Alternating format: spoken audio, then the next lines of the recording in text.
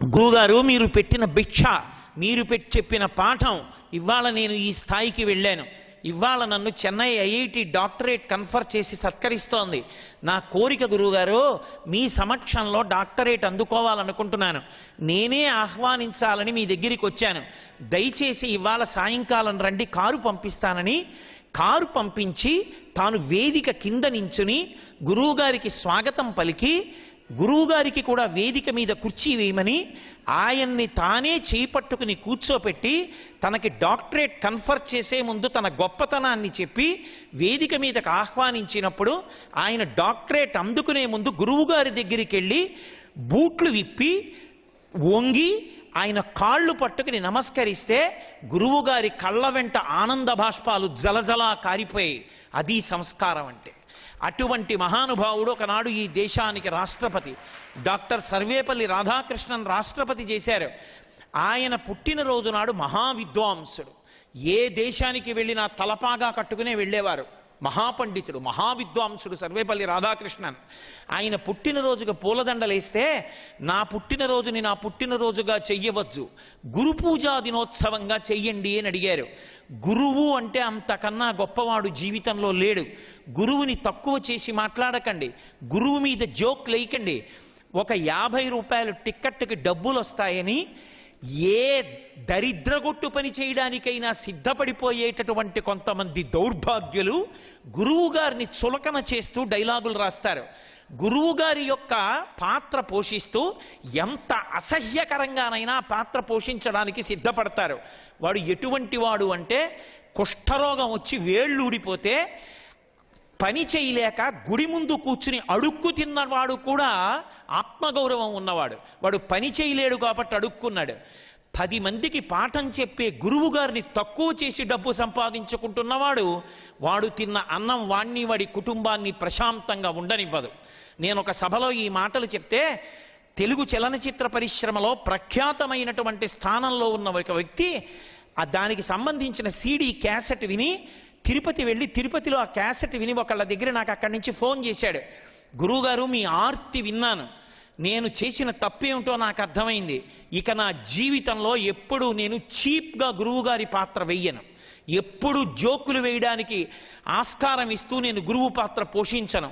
మీరు నాకు ప్రత్యక్షంగా తెలియకపోయినా నేను మీకు క్షమార్పణ చెప్తున్నాను గురువుగారు అన్నాడు. ఆ వ్యక్తి ఆనాటి నుంచి ఈనాటి వరకు మళ్ళీ అలాంటి పాత్ర పోషించలేదు. గొప్ప శివభక్తుడైపోయాడు ఇప్పుడైనా. అటువంటి మహానుభావులు ఉన్నారు ఇప్పటికే.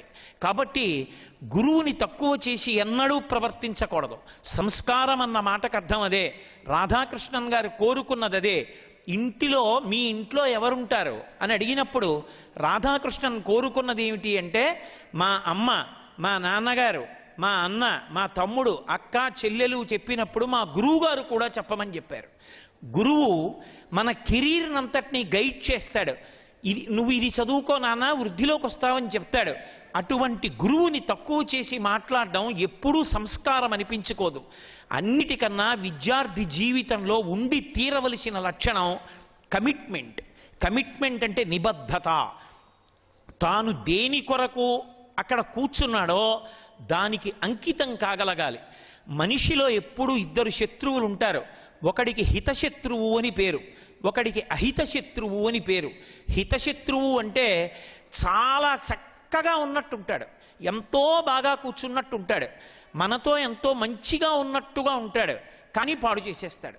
మీరు చూడండి, పిల్లలు, ఎంతోమంది పిల్లలు నాకు తెలుసు, వాళ్ళు కష్టపడి చదువుకునేటటువంటి మనస్తత్వం ఉన్నవాళ్ళు, కానీ ఏదో ఈ ఒక్క ఓవరు చూసి మేము చదువుకుందాం అనుకుంటారు. కానీ ఒకసారి చూడ్డానికి వెడితే రాత్రి 11 వరకు టీవీ ముందు ఉండిపోతాడు. అప్పటికది సంతోషాన్ని కల్పిస్తున్నట్లుగా ఉంటుంది. కానీ ఒకసారి కాలం కానీ వెళ్ళిపోయిందా ఇక మళ్ళీ తిరిగి రాదు. ఆ వ్యక్తి ఆ కాలమునందు సక్రమంగా చదువుకోని కారణం చేత వెనక్కి వెళ్ళిపోతాడు. కాలాన్ని ఒక్కసారి దుర్వినియోగం చేసుకుంటే ఆ వెనక ఎన్ని ఇబ్బందులు పడవలసి ఉంటుందో ప్రత్యక్షంగా అనుభవించిన వాళ్ళకి తెలుస్తుంది. చదువుకోవలసిన కాలంలో చదువుకున్న పిల్లలు ఉంటారు. ఇప్పుడు నా ఎదురుగుండా వీడియో షూటింగ్ చేస్తున్నటువంటి మురళీ గారికి తెలుసు, అలాగే రాఘవేంద్రరావు గారికి తెలుసు. విశాఖపట్నంలో సుబ్బారావు గారని ఒక మెరైన్ ఇంజనీర్ ఉన్నాడు. ఆయన సముద్రంలో 8 నెలలు ఓడలో వెళ్ళిపోతాడు. ఆయనకు ఒక కొడుకు, ఒక కూతురు.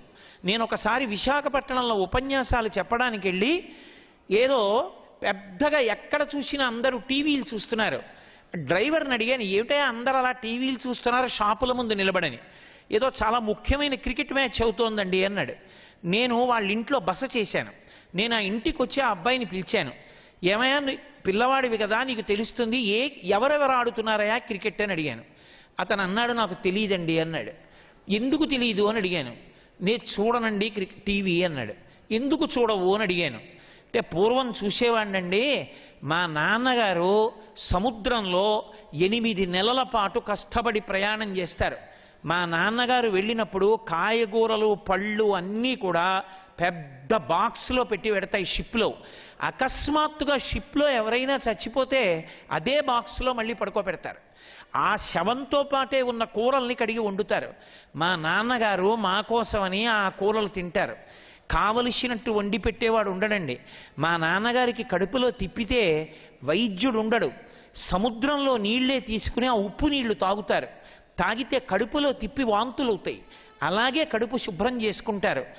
ఇంటికి దూరంగా ఎప్పుడో శాటిలైట్ ఫోన్ దొరికితే ఓడలో వెడుతూ సముద్ర మధ్యంలోంచి మాట్లాడుతుంటారు. మా నాన్నగారు ఇంత త్యాగం చేసి డబ్బు సంపాదిస్తున్నది మా కోసం. అటువంటి మా నాన్నగారు నన్ను ఒకటి అడిగారు, ఒరే నువ్వు ఐఐటీలో చదువుతుండగా నాకు చూడాలనుందరా అని అడిగారు. అంత కష్టపడిన మా నాన్నగారు సంతోషించేటట్టు నేను ఐఐటీలో సీట్ రావాలని, ఆ సీట్ వచ్చే వరకు టీవీ చూడనని శపథం చేశానండి, అందుకు టీవీ చూడనన్నాడు. నేను 2 సంవత్సరాలు ఇంటర్మీడియట్ అయిపోయిన తర్వాత కనుక్కున్న నా అబ్బాయికి ఏమైంది అని. వాడికి ఐఐటీలో సీట్ రాలేదు, ఆర్ఈసీ ట్రిచీలో సీట్ వచ్చింది. ఆర్ఈసీ ట్రిచీ అంటే సామాన్యమైంది కాదు. ఆ కుర్రవాడు నా దగ్గరికి వచ్చి నమస్కారం పెట్టాడు. నేను అడిగాను, ఏమయ్యా నీకు ఐఐటీలో సీట్ రాలేదు కదా, ఆర్ఈసీలో వచ్చింది కదా, తృప్తేనా అని అడిగాను. వాడు ఏం మాట్లాడలేదు, అలాగే నించున్నాడు. మళ్ళీ అడిగాను, నీకు తృప్తేనా అని. వాడి కళ్ళంబట నీటి బొట్లు పడ్డాయి. ఏమయ్యా ఐఐటీ రాలేదని బెంగపెట్టుకున్నావా అన్నాను. మా నాన్నగారు కోరిన కోరిక తీర్చలేకపోయానని బాధపడుతున్నానండి అన్నాడు. గురువుగారు ఈ సంవత్సరం ఆర్ఈసీలో చదువుకుంటూ మళ్ళీ కష్టపడి ఐఐటీలో సీట్ తెచ్చుకుంటానండి అన్నాడు. ఆ పై సంవత్సరం నేను మర్చిపోయాను.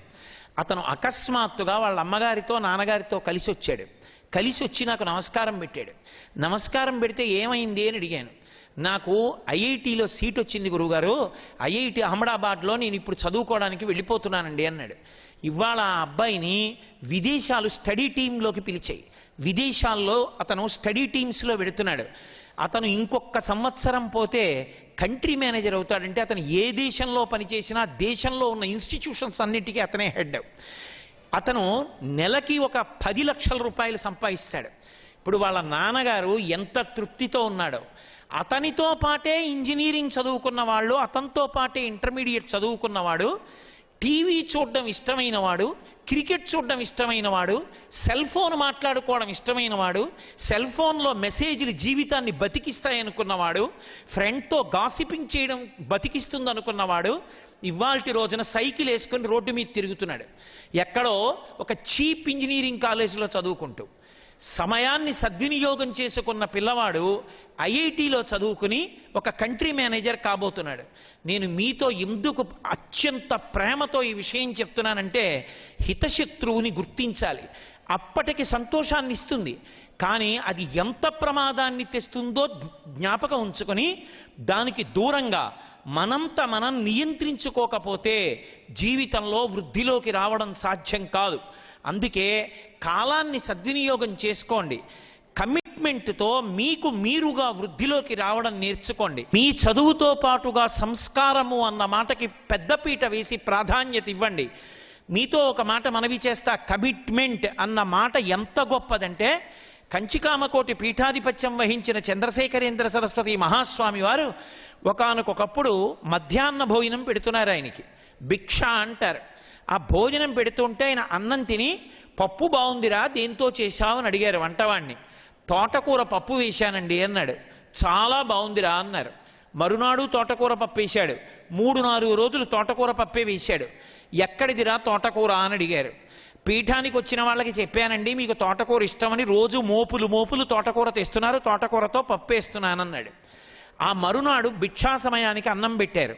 ఆయన నాకు అన్నం వద్దని గోశాలకి వెళ్ళి గోమూత్రాన్ని 3 మాటలు ఆచమనం చేసి గోమయాన్ని నాలుక మీద రాసుకుని వెళ్ళిపోయారు. 2వ రోజు అయింది, అన్నం తినలేదు. 3వ రోజు అయింది, అన్నం తినలేదు.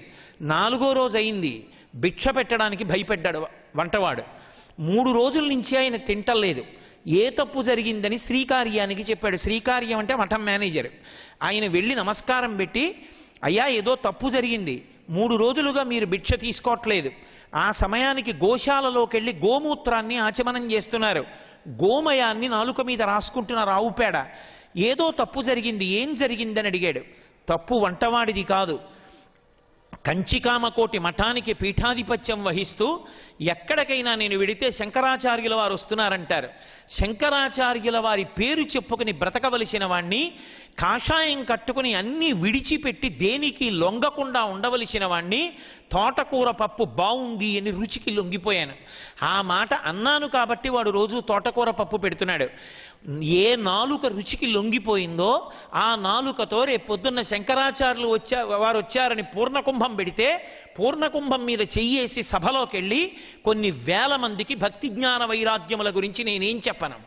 కాషాయం కట్టుకుని రుచికి లొంగిపోయాను కనుక ఆ తప్పు జరిగినందుకు ఏ నాలుక రుచికి లొంగిందో ఆ నోటిని గోమూత్రంతో ఆచమనం చేసి గోమయంతో శుద్ధి చేశానన్నారు. మహానుభావుడు తరువాతి కాలంలో జీవితంలో ఇక ఆయన రుచికి లొంగలేదు. కమిట్మెంట్ అంటే కమిట్మెంటే.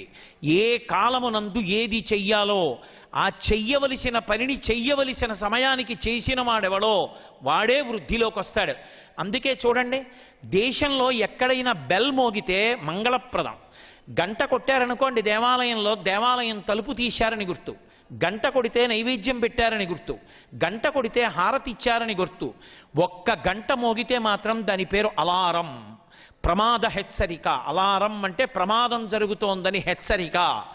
మనం గడియారంలో పెట్టుకునే అలారంకి తెల్లవారుజామున మోగే ప్రాతకాల గంట అని పిలవరెవరు, దాన్ని అలారం అని పిలుస్తారు. అలారం అంటే అది మోగినప్పుడు నువ్వు మంచం మించి లేచిపోయి నేల మీద నిలబడాలి. అలా కాకుండా పడుకునేదాన్ని కానీ నొక్కావా ప్రమాదం పొంచి ఉన్నది అని గుర్తు. ఏదో తెల్లవారుజామున 5 గంటలకి రైలుకి వెళ్ళిపోవాలి, తెల్లవారుజామున 4 గంటలకు అలారం పెట్టుకున్నావు, అలారం మోగింది, ఒక్క 10 నిమిషాలు ఆగి లేద్దామని దాన్ని ఒక్క నొక్కు నొక్కి పడుకున్నావు, అంతే 6 గంటలకి తెలివచ్చింది, వెళ్ళిపోయింది నువ్వు ఎక్కవలసిన రైలు, చేరవలసిన గమ్యస్థానం పోయింది, వెళ్ళవలసిన ఇంటర్వ్యూ పోయింది, జీవితమే పోయింది. అలారం ఏది ఏ సమయమునందు చెయ్యాలో అది ఆ సమయమునందు చెయ్యాలి. అలా చెయ్యగలగడం అందరి యొక్క కర్తవ్యం. బాగా జ్ఞాపకం పెట్టుకోండి, మీరు ఎప్పుడైనా ఎవరి మాట వినాలి అనేటటువంటి ఆలోచన వస్తే తడుముకోకుండా మీరు వినవలసింది ఎవరి మాట వినాలి అంటే అమ్మ మాట, నాన్న మాట, గురువు మాట. ఈ ముగ్గురి మాట మీరు వెనక్కి ఆలోచించవలసిన అవసరం లేకుండా వినొచ్చు. ఎందుచేత అంటారేమో, తల్లిని మించినటువంటి దైవం ప్రపంచంలో ఉండదు. బిడ్డ పుట్టినప్పుడు అమ్మ మృత్యు సదృశమైనటువంటి ఖేదం పొందుతుంది. అమ్మని హాస్పిటల్లోకి తీసుకెడుతుంటే బ్రతకచ్చు, బ్రతకకపోవచ్చు. ఒక్కొక్కసారి అసలు ప్రమాదకరమైన సంఘటన జరిగితే బిడ్డ పుట్టి తల్లి చచ్చిపోవచ్చు. ఆమె శరీరంలో ఉన్న నెత్తురెంతో ఓడిపోవచ్చు. ఆమెకి అనేకమైన వ్యాధులు రావచ్చు. హాస్పిటల్లో దగ్గరలో ఉండొచ్చు, ఉండకపోవచ్చు. అయినా సరే ఏ తల్లి అయినా సరే బిడ్డల్ని కనడాన్ని అంగీకరిస్తుంది. కన్న బిడ్డలకి పాలిచ్చి పెంచి పెద్ద చేస్తుంది. ఆ పిల్లవాడికి జ్వరం వస్తే తాను ఉపవాసం ఉంటుంది, తాను వ్రతం చేస్తుంది. పిల్లవాడు చదువుకుంటుంటే తాను రాత్రి లేచి కాఫీ కాచి ఇస్తుంది. ఆ పిల్లవాడు బ్రతికుండాలని నా ఆయుర్దాయం పోసుకు బతకమని కోరుకుంటుంది. అటువంటి అమ్మ లోకంలో ఏ ప్రతిఫలాన్ని కోరదు. అటువంటి అమ్మకి నమస్కారం, నాన్నగారికి నమస్కారం. మీకు తెలియదు చిన్నపిల్లలు కనుక. మీలో ఎందరో తండ్రులు రేపు మీకు ఇంజనీరింగ్లో ఫీజు కట్టడానికి, మీరు చదువుకుని వృద్ధిలోకి రావాలని ఇష్టం వచ్చినట్లుగా రేట్లు పెంచుతుంటే 60,000 70,000 ఫీజు కట్టడానికి, హాస్టల్కి కట్టడానికి, లక్షల రూపాయల కోసం ఎందరో తండ్రులు నాకు ప్రత్యక్షంగా పరిచయం. వాళ్ళు తినడం మానేసి, పండక్కి బట్టలు కుట్టించుకోవడం మానేసి, చిరుగుపడిన బట్టల్ని పైన కుట్టించుకుని వాళ్ళు వేసుకుని ఆఖరికి ఒక తండ్రిని నేను ఒకసారి ఒక మెడికల్ షాప్లో ఒక ఆయన కనపడ్డాడు నాకు. ఏదో వ్యాధి పేరు చెప్పి మందు అడిగాడు. అతను ట్యాబ్లెట్ ఇచ్చాడు. ఆయన ఆ ట్యాబ్లెట్ చూసి అన్నాడు, ఇది 15 రోజులు వాడానండి, తగ్గలేదన్నాడు. మెడికల్ షాప్ అతను అన్నాడు, ఎవరు రాశారని అడిగాడు. ఎవరు రాయలేదు, పక్క మెడికల్ షాప్లో అతన్ని కూడా అడిగితే ఇచ్చాడన్నాడు. అతను అన్నాడు, డాక్టర్కి చూపించుకోకపోయారా అన్నాడు. అంటే అతను నవ్వేసి, ఇంకేదైనా ఉంటే ఇద్దరు కాస్త చీప్గా ఉన్నది అన్నాడు. అంటే అతను నవ్వేసి ఏదో ట్యాబ్లెట్ ఇచ్చాడు, ఓ వారం వేసుకుని డాక్టర్ దగ్గరికి వెళ్ళండి నేను. అతను నాకు బాగా సన్నిహితుడు. నేను మెట్లు దిగిపోయాక అడిగా, ఏమయ్యా డాక్టర్ దగ్గరికి వెళ్లకుండా ఇలా ఎందుకు వాడుతున్నావు మెడికల్ షాపుల్లో అని. అతను అన్నాడు నాతో, డాక్టర్ గారి దగ్గరికి వెళితే 200 ఫీజు, బోల్డ్ అన్ని టెస్టులు, కోటేశ్వరారు కొడుకు తెల్లవారితే ఎంసెట్ రాశాడు, వాడికి ఇంజనీరింగ్ ఫీజు కట్టాలి, పుస్తకాలు కొనాలి, ఇన్ని చేయించుకుంటే ఎక్కడి నుంచి వస్తుందండి, అదే తగ్గిపోతుంది, పర్వాలేదు లేదురు, అందుకే ట్యాబ్లెట్ మెడికల్ షాప్లో అడిగానన్నాడు. నాకు ఎంత బాధేసిందో. తల్లిదండ్రులు వైద్యం చేయించుకోవడం మానేసి ట్యాబ్లెట్లు వేసుకుని మెడికల్ షాప్లో బ్రతుకుతున్న వాళ్ళు ఉన్నారు. చీర మంచిది కొనుక్కోవడం మానేసి మీకోసం డబ్బులు దాస్తున్న వాళ్ళు ఉన్నారు. తాము బంగారం చేయించుకోవడం మానేసి మీ పెళ్లికి రేపు నగల కోసం దాస్తున్న వాళ్ళు ఉన్నారు. అటువంటి అమ్మని నాన్నని మోసం చేయడం, అమ్మా నాన్న చెప్పినట్టు బ్రతకకపోవడం కృతజ్ఞత. అందుకని కనీసంలో కనీసం ఎప్పుడైనా ఒక తప్పు ఆలోచన వస్తే మీ అమ్మగారిని నాన్నగారిని జ్ఞాపకం తెచ్చుకోండి. వాళ్ళు మిమ్మల్ని చూసి సంతోషించేలా మనం సంస్కారంతో బ్రతకాలి అని జ్ఞాపకం ఉంచుకోండి. ఈ దేశానికి గౌరవం తేగలిగిన వాళ్ళు మీరే.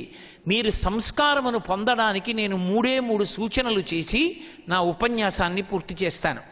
ఎప్పుడైనా సరే మనిషి సంస్కారమును పొందడానికి 3 లక్షణములను పొంది ఉండాలి. మీరు ఎక్కడ కూర్చోండి మీకన్నా అధికులు కనపడతారు. ఇప్పుడు ఇక్కడ ఈ సభలో నాకన్నా అధికులు ఉన్నారు, నాకన్నా గొప్పవాళ్ళు ఉన్నారు, వాళ్ళని చూసి ఈర్ష్య పడకూడదు. మనిషికి సాధారణంగా ఉండే లక్షణం ఏంటంటే, తనకన్నా గొప్పవాడు కనపడితే ఈర్ష్య ప్రబలుతుంది. వాడంత గొప్పవాడని ఒప్పుకోవడం ఏమిటి అన్న న్యూనతాభావంతో తక్కువ చేసి మాట్లాడతారు. ఏం పెద్ద గొప్ప అండి అంటాడు. పెద్దవారు కనపడినప్పుడు అసూయ పడకూడదు.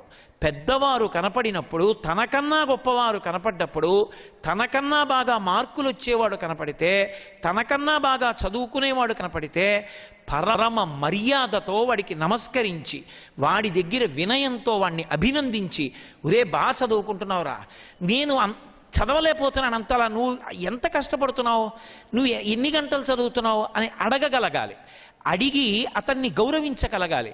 మనకన్నా అధికులు కనపడినప్పుడు గౌరవించాలి. మనతో సమానులు కనపడితే ఆదరించాలి. మనతో సమానమైన వాడు కనపడ్డాడు అనుకోండి, నేను ఎంత కష్టపడితే నాకు 100కి 80 మార్కులు వచ్చాయి, వాడికి 80 వచ్చాయంటే వాడు కూడా ఎంత కష్టపడ్డాడో. కాబట్టి సమానమైన వాడు కనపడ్డప్పుడు పరమ ఆదరభావంతో ప్రవర్తించాలి. మనకన్నా తక్కువ వాడు ఉంటాడు, వాడికి 30 మార్కులే వచ్చి ఉంటాయి, అటువంటి వాడు కనపడ్డప్పుడు అటువంటి వాణ్ణి పరమ భాతృభావనతో చూడాలి. అంటే వాడు వృద్ధిలోకి రావాలి అని త్రికరణ శుద్ధిగా ప్రేమతో చూడాలి. అరే వీడు కూడా పాపం వృద్ధిలోకి రావాలి, వీడికి మంచి మార్కులు రావాలి అని. అసలు వాడు ఎక్కడ సమస్యతో ఉన్నాడో, ఎందుకు వాడు చదువు మీద దృష్టి పెట్టలేకపోతున్నాడో, ఎలా చదువుకోవాలో, ఎందుకు 80 మార్కులు వస్తున్నాయో మీకు చేతనైతే మీరు వాడికి చెప్పగలగాలి. అంతేకాని మీకన్నా తక్కువగా ఉన్నవాడిని చూసి వికిలి నవ్వు నవ్వడం, మీతో సమానమైన వాడిని చూసి నిర్లక్ష్యం చేయడం, మీకన్నా పైనున్న వాడిని చూసి అసూయతో ప్రవర్తించడం జీవితంలో అలవాటైపోతే వాడు రేపు పొద్దున్న ఎక్కడ ఏ స్థానంలో కూర్చోపెట్టండి, వాడు ఓ ఉద్యోగస్తుడిగా వెళ్ళాడు అనుకోండి, వాడితో సమాన ఉద్యోగుల్ని చూసి నిరాదరణ, పై వాళ్ళని చూసి వెకిలి భావన, ఏదో ప్రమోషన్ వచ్చింది కానండి, ఏదో చదువుకున్నానంటాడు, నాకన్నా గొప్పవాడు ఏంటండి అంటాడు. తనకన్నా కిందవాడిని చూస్తే అహంకారం, నిర్లక్ష్యంతో ప్రవర్తిస్తాడు. తనకన్నా కిందవాళ్ళు తనని చూసి సంతోషించరు, సమానులు సంతోషించరు, పైవాళ్ళు సంతోషించరు, తన అహంకారానికి తానొక్కడే సంతోషిస్తుంటాడు. అటువంటి వాడికి ఆపదొస్తే కాపాడేవాడు ఎవ్వడూ ఉండడు. అందుకే జీవితంలో సంస్కారమును పొందుట అన్న మాటకు అర్థం ఏమిటి అంటే, తనకన్నా పెద్దలు కనపడితే గౌరవించాలి, తనతో సమానులు కనపడితే ఆదరించాలి, తనకన్నా కింద వాళ్ళు కనపడితే పరమ ప్రేమతో కూడుకున్నటువంటి భావనతో వాళ్ళ యొక్క అభివృద్ధి కొరకు ఆలోచన చెయ్యగలగాలి. ఈ 3 భావాల్ని మీ జీవితంలో బాగా అలవాటు చేసుకోండి. మీరు ఒక్క విషయాన్ని జ్ఞాపకం పెట్టుకోండి, మీకు అక్కరలేని వస్తువు జోలికి మీరు ఎన్నడూ వెళ్ళకండి. ఇది మనకి ఇప్పుడు అక్కర్లేదు అన్నది మీరు వివేకంతో ఆలోచించండి. దాని జోలికి మీరు ఎప్పుడూ వెళ్ళవద్దు. ఇవాళ విద్యార్థుల్లో ఎంతోమంది ఆ విషయం దగ్గరే దెబ్బతింటున్నారు. కాకినాడలో నాతో పనిచేస్తాడు ఒక వ్యక్తి.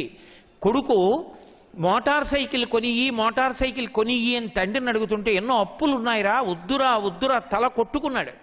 వినలేదు. మోటార్ సైకిల్ కొనిచ్చాడు. స్నేహితులతో కలిసి 3 మోటార్ సైకిల్ ఎక్కి విశేషమైన వేగంతో వెళ్ళారు. ఏముందంటే, after all A motor cycle is dependent upon screws and wires. అది బ్రేక్ వేయవలసినప్పుడు స్టంబుల్ అయింది, ఈడ్చేసింది, కింద పడిపోయాడు. ఇక్కడి నుంచి అక్కడికి ఈడ్ చేస్తే మొత్తం స్కిన్ రోల్ అయిపోయింది. ఇక్కడి నుంచి స్కిన్ అంతా కూడా తుడిచేసింది రోడ్డు. ఆ అబ్బాయికి అంత మచ్చ పడిపోతే చూడ్డానికి పరమ భయంకరంగా అయిపోతాడు. దాని మీద తిత్తులు పుడతాయి పిల్లాడు కాబట్టి. పెద్దవాడైనప్పుడు రక్తం అంగీకరించకపోతే తరువాతి కాలంలో తిత్తుల్లో వస్తాయని చెప్పారు డాక్టర్లు. కొడుకు ఎక్కడ అనాకారంగా అయిపోతాడోనని వాణ్ణి తీసుకెళ్ళి చెన్నైలోనూ అక్కడ పెద్ద పెద్ద హాస్పిటల్స్లో తొడ దగ్గర చర్మం కొంత తీయడం, అంటించడం, అలా 9 నెలలు హాస్పిటల్లో ఉన్నాడు. ఆఫీస్ కూడా రీఎంబర్స్మెంట్ ఒక స్టేజ్ దాటి చేయడానికి అంగీకరించలేదు. తొడలో చర్మం పట్ట, మళ్ళీ దాన్ని ఉత్తరించా, మళ్ళీ వేసుకుంటూ వెళ్ళా, అస్థిపంజరంలో అయిపోయి తనతో చదువుకున్న వాళ్ళు నెక్స్ట్ ఇయర్లోకి వెళ్ళిపోయారు. ఈ పిల్లవాడు గట్టిగా చదువుకోవడానికి వీల్లేదు, గట్టిగా శ్రమ చేయడానికి వీల్లేదు, దర్భలా అయిపోయి ఇంటికి వచ్చాడు. ఒక మోటార్ సైకిల్ మీద వ్యామోహం, అక్కరలేని వయస్సులో మోటార్ సైకిల్ కావాలన్న తాపత్రయం ఆ స్థితికి తీసుకెళ్ళింది. ఇవాళ నేను అనేక చోట్ల చేస్తున్నాను. నేను మిమ్మల్ని ఏదో హెచ్చరించాలని చెప్పట్లేదు. పరమ ప్రేమతో మీరు వృద్ధిలోకి రావాలి అని మనస్ఫూర్తిగా కోరుకుని చెప్తున్నాను. ఇవాళ ఎక్కడ చూసినా 2 వీలర్ మీద వెడుతూ సెల్ మాట్లాడతారు, కారులో వెడుతూ సెల్ మాట్లాడతారు. పరమ ప్రమాదకరం. మైండ్ అనేటటువంటిది ఒకసారి డైవర్ట్ అయితే, మాట్లాడుతున్న విషయం మీదకి వెళ్ళిపోతే, గభాలన పక్కన ఏముందో ఎదురుగుండా ఏముందో తెలియదు. ఒక్కసారి కానీ యాక్సిడెంట్ అయిందా అది ఎంత ప్రమాదానికి ఎడుతుందో తెలియదు. విశాఖపట్నంలో నాకు బాగా తెలిసిన వ్యక్తి, కూతురికి చాలా కాలం గర్భం రాలేదు. ఎన్నో చోట్ల వైద్యం చేయించాడు, భర్త విడిచిపెట్టేస్తాడు సంతానం కలగలేదని. ఆఖరికి ఆ అమ్మాయికి గర్భం వచ్చింది.